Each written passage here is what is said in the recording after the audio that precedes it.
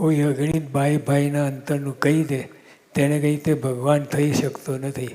મનુષ્ય, ઋષિ, પંચભૂત, સ્થાવર, જંગમ, સૃષ્ટિથી પર સૂર્ય, ચંદ્ર, તારા અગણિત છે. તેનાથી પર દેવતા અને બ્રહ્મા છે. બ્રહ્માથી પર વૈરાટ છે.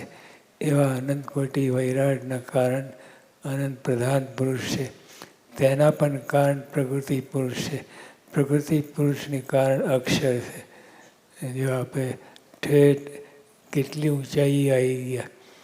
બધાના કારણ અક્ષર બ્રહ્મ છે. એવા મળ્યા, એની સાથે પ્રીત થઈ, જોડાણ થયું અને રસબસ થયા. તે કેટલી હોય.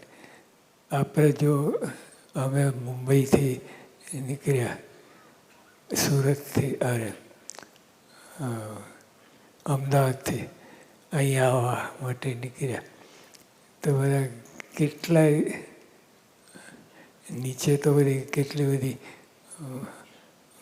મોટા મોટા શહેરો, મોટા મોટા બધા ઉપરથી આવી ગયા. તો જે આપણે એવું થયું, આપણે અક્ષરની ઓળખાણ થઈ, અક્ષરની વાત જેને ફાવી ગઈ, એ બધા બાયપાસ કહીને જે આપણે પ્લેનમાં જઈએ તો પ્લેનમાં તમારે મુંબઈમાં શું ચાલે છે, બીજા દેશમાં શું ચાલે, કંઈ જવાની જરૂર નહીં. તો એકદમ ઉપરથી ચાલ્યા અને સીધા અક્ષર પાસે આવી ગયા. તેનાથી પર દેવતાને તેના પણ કારણ પ્રકૃતિ પુરુષનું કારણ અક્ષર છે. અક્ષરથી પર પુરુષોત્તમ છે. પુરુષોત્તમની પર કોઈ નથી. હવે ઠેઠ ભગવાનને ચરણે વાસ થઈ ગયો. હવે મહારાજ શ્રીજીમાંથી પર કોઈ નથી. પુરુષોત્તમ પરબ્રહ્મ કોઈ નથી. સર્વ અક્ષરથી પર પુરુષોત્તમ છે. પુરુષોત્તમથી પર કોઈ નથી. જ્ઞાની જે ચાહે તેમ કે. અને બીજા તો હવે હાથી જતો હોય તો કીડી મકોડી કંઈ એના નજરમાં આવે નહીં. એમ જે આવી રીતે દ્રષ્ટિ પામે તો એને આ લોકનું કોઈ કાંઈ નજર, માન અપમાન કંઈ નડતું નથી. અજ્ઞાની જન ચાહે તેમ કે પુરુષોત્તમથી નીચે ના સૌ કોઈ પુરુષોત્તમના દાસ છે ને તેનું ભજન કરે છે.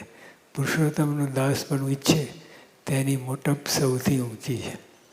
પુરુષોત્તમનું દાસ પણ ઈચ્છે તે હવે ઘરમાં તો બાયડી છોકરાના ગુલામ છીએ, પણ પુરુષોત્તમ ભગવાન એનું દાસ પણ ઈચ્છ્યું એનાથી કોઈ મોટી વાત નથી. પુરુષોત્તમ દાસ પણ ઈચ્છે તેની મોટપ સૌથી ઊંચી. તેને સામર્થ્ય મળે છે, પણ એને તો ભગવાનના દાસપણામાં મજા પડે. એ બીજું કંઈ ઈચ્છે જ નહીં. આડાવડી જાય નહીં, ફાંફા મારે નહીં, સીધા ભગવાનથી પર કોઈ નથી. એટલે એમાં જોડાણ થયું છે. પુરુષોત્તમનું દાસ પણ ઈચ્છે તેની મોટપ સૌથી ઊંચી છે. તેને સામર્થ્ય મળે છે તો પણ તે પુરુષોત્તમના દાસ થઈને વર્તે. બધી સામર્થ્ય ઘણી બધી હોય, પણ એમને તો પુરુષોત્તમના દાસ થવામાં જ મજા પડે. એમાં જ એમ પુરુષોત્તમ છોડે નહીં, એમને વર્ગી રહે અને બીજા બધા ફીફા કરે અને તેનું ભજન કરે છે. સત્સંગીની આવી અતિ નિર્બાધ સમજણ જેને આવે છે, સત્સંગીની આવી અતિ નિર્બાધ સમજણ જેને આવે છે, તે અત્યંત સામર્થ્ય પામે છે તો પણ તે હરિના દાસ થઈને વર્તે. મૂળ મુદ્દો આ છે કે ભગવાનના દાસ થઈને અને આપણે તો ભગવાનના દાસના દાસના દાસના દાસ થઈને વર્તીએ છીએ. તો બધું ભગવાનથી છૂટા આપણે પડીએ નહીં. જે આ સમજવું પડે. આ જે તે વાત નથી. આ સમજીએ, જેમ જેમ આ વાત સમજાય એમ એમ એનો આનંદ વધતો જાય. આપણે આ લોકમાં બધું એવું કે મારે આના ગુલામ થવું, મારે આને નોકર થવું, એ બધી લૌકિક સમજણ. સામે ભગવાનના દાસ થવું, ભગવાનના દાસના દાસના દાસ થવું, એમાં એને આનંદ આવે. એ વાત સમજાય ત્યારે મજા આવે. અત્યારે તો સમજાતી નથી આ વાત, પણ આપણે કહીએ છીએ, બોલીએ છીએ બધું, પણ જરાક એક એંગલમાં જરાક ફરાર પડે તો આપણે કંઈ ના કંઈ જતા રહીએ. અને જે સમજીને કરે છે એ તો ભગવાન છોડે જ નહીં. એ ભગવાનના દાસ થવામાં જ મજા પડે. અને આપણે સત્સંગમાં આ જ કરવાનું. અંતિમ ધ્યેય શ્રીજી મહારાજ અતિ નિર્વાસનિક થઈને ભગવાનમાં જોડાવું, અને પછી કંઈ પ્રશ્ન રહે નહીં. તે સત્સંગની આવી અતિ નિર્બાધ સમજણ જેને આવે છે, અતિ નિર્બાધ, એ કોઈ રીતે એને બંધન કોઈ ક્યાંય ના થાય. એટલે અતિ નિર્બાધ સમજણ જેને આવે છે તે અત્યંત સામર્થ્ય પામે છે, તો પણ તે હરિના દાસ થઈને વર્તે છે. એટલે આપણું આ સત્સંગનું ધ્યેય આ છે.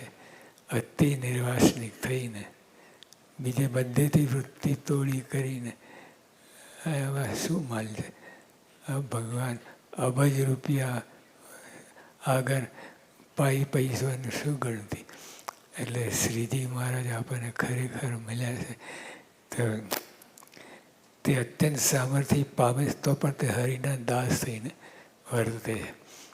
એટલે દાસ પણ સહેલું નથી.